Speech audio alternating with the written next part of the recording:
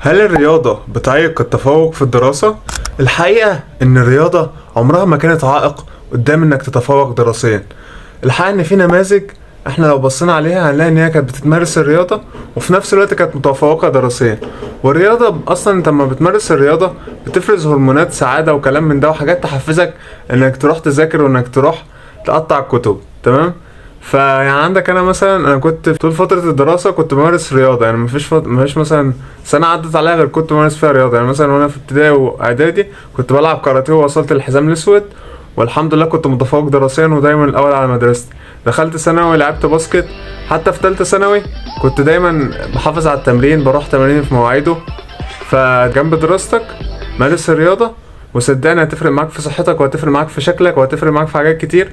حتى انا بعد ما اتخرجت من الكليه وبقيت دكتور اسنان محتاج ان انا امارس رياضه عشان احافظ على رقبتي وظهري والاصابات اللي ممكن تجرالي من الشغل والكلام ده. فمارسوا الرياضه وصدقوني هتستفيدوا جدا. يعني اتمنى ان انتوا تاخدوا بالنصيحه دي، وشكرا ليكم والسلام عليكم ورحمه الله وبركاته.